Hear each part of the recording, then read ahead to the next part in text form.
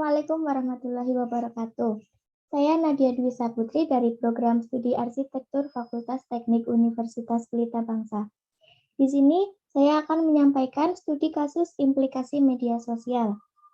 Nah, untuk kasus yang saya ambil yaitu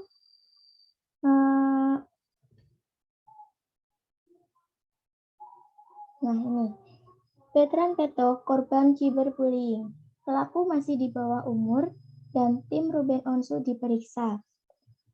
Kasus ini dikupas dari kompas.com pada tanggal 16 bulan 1 tahun 2020.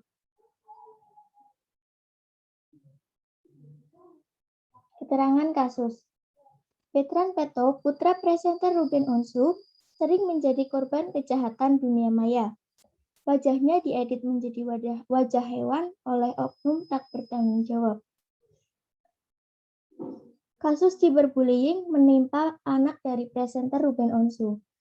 Pelaku merudung dan menghina putranya lewat media sosial.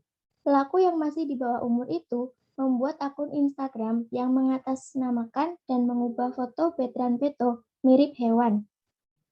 Sebagai orang tua, Ruben Onsu tak tinggal diam melihat anaknya menjadi korban perundungan. Akhirnya, ia bertindak melaporkan kasus yang menimpa anaknya itu ke kepolisian.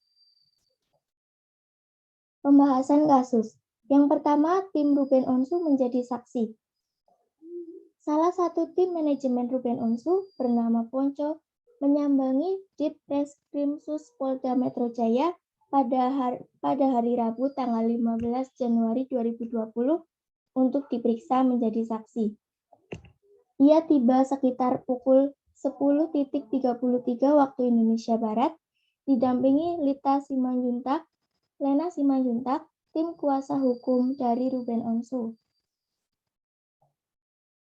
Nah, yang kedua, ternyata pelaku tersebut masih di bawah umur. Lena mengatakan pihaknya sudah mengetahui oknum yang mengedit foto Betran Peto.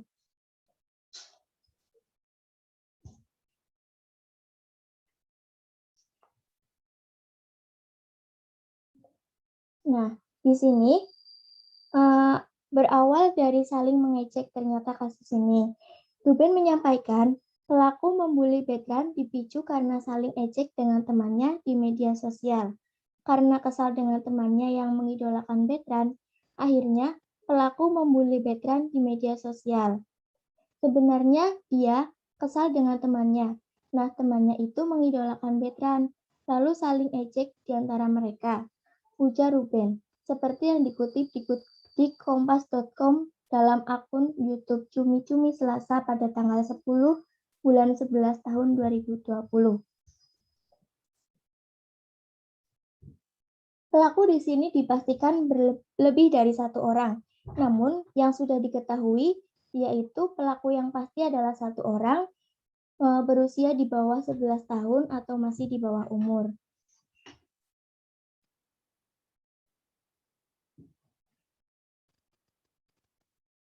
Nah, yang ketiga itu, sementara di tempat terpisah, Ruben Onsu menjadi ayah mengaku lega karena kasus ini mulai diusut. Namun, menurut Ruben, oknum yang terlibat bukan hanya dari kalangan anak di bawah umur, melainkan juga orang dewasa.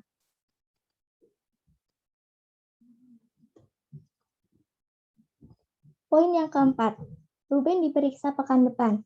Selanjutnya, giliran Ruben yang dimintai keterangan oleh pihak kepolisian. Karena Ruben selaku ayah dari Betran Peto, maka akan diperiksa untuk menjadi saksi. Pencatatan kasus dan pasal-pasal. Kasus ini masuk dengan nomor laporan LP-7253 11/2019 PMC/DIT.Reskrimsus.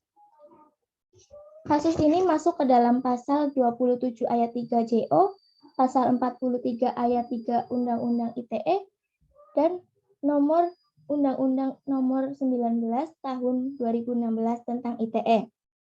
Pasal 23 ayat 3 JO berbunyi, setiap orang dengan sengaja dan tanpa hak mendistribusikan atau mentransmisikan dan atau membuat dapat diaksesnya informasi elektronik dan atau dokumen elektronik yang memiliki muatan menghina atau pencemaran nama baik. Nah, untuk pasal 43 ayat 3 itu sendiri berbunyi, setiap orang yang dengan sengaja dan tanpa hak mendistribusikan atau mentransmisikan dan atau membuat dapat diaksesnya informasi elektronik dan atau dokumen elektronik yang memiliki muatan penghinaan atau pencemaran nama baik sebagaimana dimaksud dalam pasal 27 ayat 3 dipidana dengan pidana penjara paling lama 4 tahun dan atau denda paling banyak 750 juta rupiah. Nah, dari sini kita tahu bagaimana kebijakan seharusnya menggunakan media sosial, bagaimana memanfaatkan media sosial itu dengan baik tanpa merugikan orang lain, serta bagaimana saling menghargai di media sosial. Karena sebagai anak milenial, tidak bisa dipungkiri bahwa kita setiap hari pasti menggunakan media sosial untuk mengakses segala hal. Terima kasih atas waktunya. Mohon maaf bila terdapat informasi yang kurang berkenan. Sekian dari saya. Wassalamualaikum warahmatullahi wabarakatuh. Sampai jumpa.